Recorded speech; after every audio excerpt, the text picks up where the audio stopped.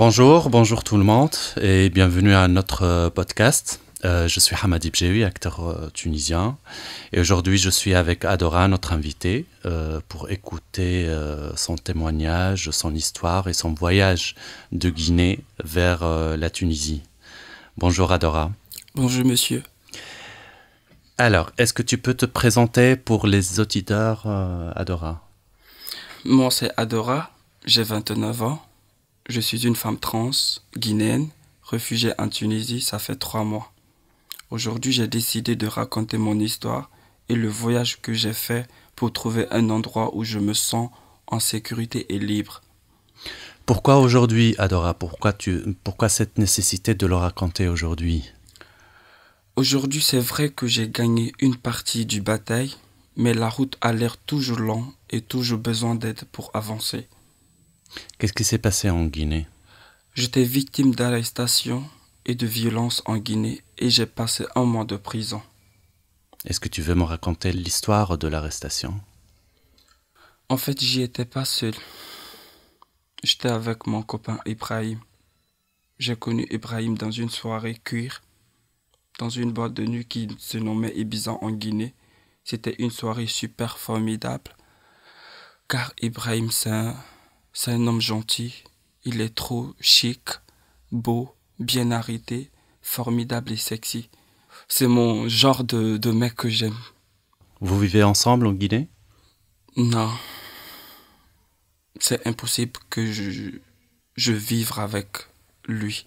D'après l'article 327 du Code pénal en Guinée, les homosexuels sont condamnés de 5 ans de prison et une amende de 200 000 francs guinéens. Je vivais avec la deuxième femme de mon père. Ibrahima vivait avec sa tante, où on se voit souvent. Un jour, sa tante nous a surpris en train de faire l'amour. Elle a fait un scandale. Elle nous a insultés, frappés et même appelé la famille, les voisins, et ils ont appelé la police. Nous étions arrêtés. Vous étiez ensemble dans la cellule? Vous étiez arrêtés ensemble? Non, nous nous étions séparés, chacun dans une cellule. J'étais seul face à plusieurs prisonniers dans la même cellule, où les gars m'agressaient et abusaient de moi, chacun d'entre eux. Parce que j'avais pas la force, je ne peux rien faire. J'étais seul parmi eux tous. Le couple, toi et Ibrahim, est-ce que c'était une relation à 1000% discrète ou est-ce que vous partagez ça avec des amis? Comment ça se passe dans la communauté? Au fait, Ibrahim et moi, vu que on s'est rencontrés, il m'a vu, il m'a proposé son cas, je l'ai accepté parce que c'était mon genre. Et du coup, j'avais un copain. Aujourd'hui, lui, il n'est pas parmi nous, il est mort. Ça fait maintenant 1 année. Je me suis fiancé avec Ibrahim devant lui. Et il y avait un de ses amis aussi. J'ai fait le fiançailles là avec, on était 4 personnes. Et on le faisait discrètement jusqu'à ce que peut-être que Dieu, on va se revoir un jour pour vivre notre vie. Comment tu es sorti de la prison? J'ai pris la fuite. Le gardien de la cellule me faisait sortir tous les jours pour nettoyer les toilettes, pour m'éloigner des autres prisonniers, les nouveaux agresseurs, et pour qu'il abuse de moi sexuellement à son tour. En contrepartie, il m'a montré comment fuir la prison, qui n'était pas en haute sécurité. Je devais le faire, car il restait 2 semaines pour passer au tribunal. Un jour, je suis sorti de ma cellule pour nettoyer les toilettes et appliquer les instructions du gardien. Et j'ai réussi à m'enfuir. Je garde une grande cicatrice dans ma jambe de cette journée. Je suis allé chez un ami pour demander de l'aide. Et quand il a su que je fuyais la prison, il avait peur.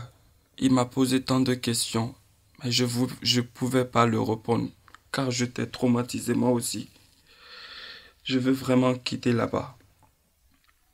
Il m'a donné de l'argent pour se réfugier ailleurs, avec de l'argent.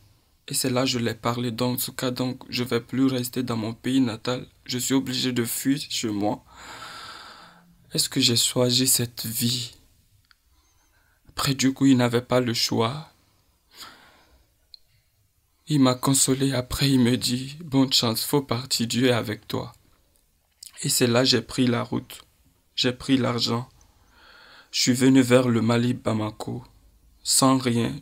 J'ai passé 2 semaines là-bas, en cherchant la route, vers l'Algérie où j'ai passé 8 mois. Je ne me suis pas arrêté. J'ai continué la route. J'ai voyagé d'une ville à autre. Car mon objectif, c'est de venir en Tunisie. Je suis désolé, Adora, pour la perte de ton ami et pour tout ce qui s'est passé dans la route. Donc le plan, il était clair dès le début. Une fois que vous quittez la Guinée, vous vous dirigez directement vers la Tunisie. En route vers les frontières Tuniso-Algérie, j'ai connu un mec qui m'a beaucoup aidé. J'étais faible et épuisé, car les autorités algériennes nous a beaucoup et plusieurs fois j'étais dans le désert. On était rejeté plusieurs fois pour pouvoir arriver en Tunisie, mais je ne pouvais pas. Une fois je me suis retenu, 2 fois je me suis retenu. 3 fois je vois qu'il y a beaucoup de tonnes de subsahariens en Tunisie, en Algérie, qui agressent des gens, qui font des choses qui sont horribles. Et surtout même des trans comme nous. Dès qu'ils voient, ils soupçonnent que toi tu es trans. Pour toi, c'est mort en fait. Parce qu'ils vont te faire du mal. Et ils vont te faire des choses que tu vas jamais imaginer dans ta vie. Et c'est là que j'ai décidé de venir en Tunisie, encore pour une 3e fois. Avec le même mec, nous sommes reçus à revenir en Tunisie. Les Tunisiens et les Algériens nous jettent, l'autre nous jette. Et 4e mois, on a réussi à rentrer. Et nous avons reçu encore plusieurs tentatives à franchir les frontières. Nous sommes arrivés à Gafsa, en Tunisie, et nous avons continué la route vers Sfax. Nous sommes reçus plusieurs agressions dans cette ville. Mais mon ami est resté à Gafsa là-bas, à Sfax là-bas. Et moi, j'ai décidé finalement de venir en Tunis, capitale, pour demander de l'asile. Est-ce que tu as trouvé de l'aide à Tunis, capitale? Je peux dire oui, j'ai trouvé de l'aide. À Tunis, je ne savais pas quoi faire. J'avais un trap. J'ai passé la nuit dans les gares. Je mendiais pour pouvoir manger. Parce que je ne peux pas travailler en tant qu'une trans. J'étais fatigué, épuisé. J'étais malade dans mon corps. Car j'ai suivi beaucoup de frappements par les polices algériennes pour pouvoir affronter les frontières tunisiennes.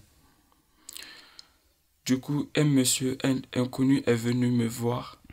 Il m'a proposé de l'être une trans. Il dit, ok, dans ce cas, moi je connais quelque part, je vais vous envoyer là-bas. C'est au CTR.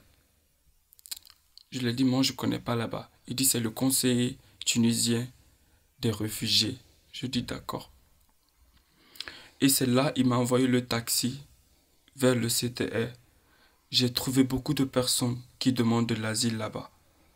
J'ai passé 2 jours encore avant de me reçu. C'est vrai que je suis loin de la Guinée, mais malheureusement, les agressions sont toujours là dans les rues de Tunis.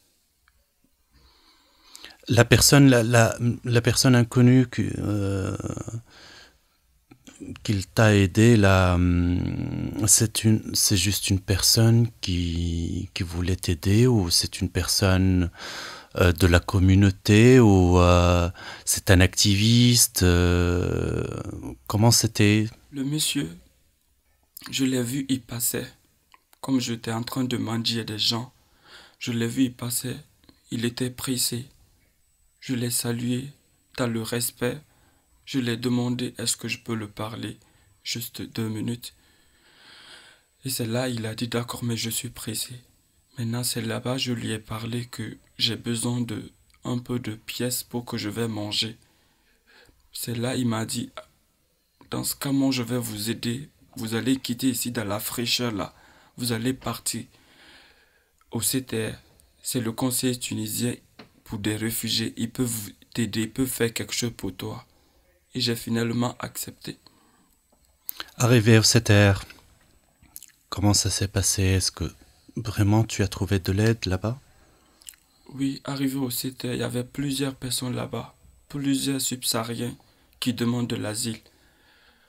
Parce que d'autres me poussaient pour que ils viennent devant pour demander pour eux-mêmes, pour prendre rendez-vous. Vu que j'avais pas la force, j'étais fatigué, tout mon corps me fait mal. Parce qu'on m'a frappé, quand il y a quelqu'un là-bas qui m'a pris, il dit approche-toi, ne reste pas derrière. C'est là j'ai dormi 2 jours là-bas avant d'être reçu. Et on m'a reçu, on m'a donné rendez-vous aussi. D'accord, donc la demande, elle est faite maintenant Oui, au sein du CTR. Vous attendez la carte du réfugié et vous habitez avec des personnes subsahariennes, subsahariens ici à Tunis. C'est un temps de repos. Là, est-ce que tu te sens en sécurité à Tunis? je peux dire, je suis toujours en danger. Parce qu'à chaque fois, quand je pense à les choses que j'ai traversées, je peux pas bien dormir. Et quand même je dis que je vais aller à la boutique me payer quelque chose,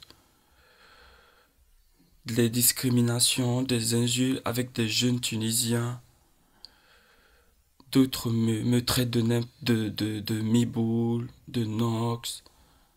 Finalement, je fuis. Il y a d'autres même, ils tirent mes perruques. Il y a d'autres, ils tirent même mon sac. Mais j'avais pas le choix, je peux pas parler. Pour que juste je me protège, je fuis. Mais je peux pas encore rester tout le temps enfermé dans la maison sans sortir pouvoir me chercher quelque chose à manger. Les agressions sont toujours là, même dans les rues de Tunis. Oui, Là, on va faire pratiquement un an depuis l'histoire qui s'est passée en février dernier, en 2023, à Sfax. Et ça se répète jusqu'à nos jours. J'ai vu une story avant-hier que des policiers tunisiens ils chassent encore des personnes subsahariennes à Sfax. Et ce matin, tu m'as parlé d'un accident qui s'est passé hier soir, chez vous. oui. Même hier, il y avait les subsahariens qui étaient partis chez nous pour nous agresser. Et moi-même, je me demande comment ceux-là sont venus pour chez nous. On avait peur, j'étais pas seul. J'étais avec mes sœurs trans. Et on s'est enfermé dans une chambre. On avait peur, là, les voisins sont sortis. Ils ont appelé la police. Et le bailleur est venu pour nous sauver. Et j'ai vraiment peur de ma vie. Vraiment, j'ai peur de ma vie. Est-ce que les organisations, vous passez ça aux organisations? Est-ce que le CTR il peut aider par rapport à l'accident d'hier, par exemple? J'ai quand même envoyé le message et je pense que je vais le revoir. Malheureusement, la communauté LGBT souffre beaucoup de persécutions dans la région MENA et en Afrique. Comment dirais-je? Est-ce que les autorités vous a vraiment aidé hier soir? Les autorités étaient en route pour arriver et c'est là le bailleur est venu avec un de ses petits qui sont venus nous sauver. Les bandits là ont fui, ils ont laissé notre porte ouverte parce qu'ils voulaient même essayer pour rentrer à la deuxième porte. Comme ils ont gardé première porte, ils voulaient garder deuxième porte pour rentrer. Mais vu qu'il y avait le chien là-bas, le chien aboyait jusqu'à tout le monde est sorti. Ils ont couru maintenant pour aller sur les autres voisins pour agresser. C'est là, nous, on était enfermés dans la chambre lorsque le bailleur est venu, propriétaire de la maison est venu. a appelé maintenant. Il dit sortez maintenant, on est là. Et c'est là on est sorti. Et on a même peur de sortir dehors, même la journée. Même lorsque je venais ici, j'avais peur de sortir. J'ai juste commandé le taxi de venir jusqu'à devant la porte pour que je rentre dedans pour venir. J'ai vraiment peur. L'information, elle doit passer aux organisations ici, au CTR, au IM, le HCR à Tunis. Et j'espère que vous pouvez déménager du quartier le plus tôt possible. J'espère aussi que vous aurez votre carte de réfugié le plus tôt possible et avoir un lieu où tu te sens en sécurité. Là, c'est quoi le plan maintenant? Une fois que vous aurez la carte du réfugié, est-ce que Tunis, elle peut être un lieu où vous pouvez continuer de travailler, de vivre, d'étudier et faire ce que tu veux? Mon plan, c'est d'avoir trouvé un endroit où je me sens libre et en sécurité. Et j'aimerais bien encore continuer mes études. Parce que ça n'a pas été du tout facile pour moi. C'est la seule chose qui me fait mal dans ma vie, que je n'ai pas pu terminer mes études. Vu que ma tante ne m'aimait pas, elle m'a fait sortir de l'école et ses enfants, eux, ils continuent à étudier jusqu'à de nos jours. Et moi, malheureusement, c'est moi qui faisais tout à la maison. C'est moi qui nettoyais la maison, lavais les habits des enfants. C'est moi qui préparais, c'est moi qui faisais tout à la maison. Et j'aimerais continuer mes études vraiment.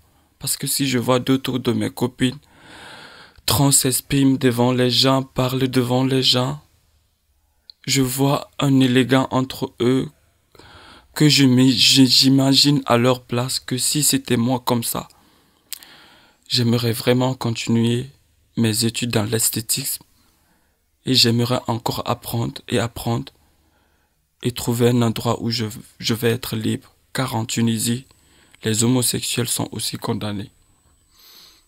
Oui, donc le fait que nous sommes ici aujourd'hui, ça prouve que tu es une femme forte, résiliente, combattante et tu as réussi à réaliser une partie de votre plan et de ce que tu veux faire dans la vie. Là, c'est le commencement.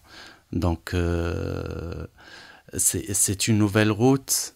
Espérons que ça sera très, très enrichissante, très réussite. Et une fois que vous aurez votre carte de réfugié, ça va ouvrir beaucoup de portes. Je te souhaite toute la réussite et la sécurité et le bonheur que tu mérites, Adora, après tout ce voyage assez difficile. Merci beaucoup, monsieur. Avec plaisir. C'est vraiment gentil et merci infiniment. Je n'ai pas énormément de choses à vous dire. Merci beaucoup. Merci infiniment pour toi, Adora, pour le partage de votre histoire. J'espère que les gens ils vont l'écouter et apprendre comment ça se passe avec les communautés LGBT dans le monde généralement. Merci beaucoup Adora pour votre témoignage et je te souhaite toute la réussite et excellente journée. Merci à vous aussi. Merci, au revoir.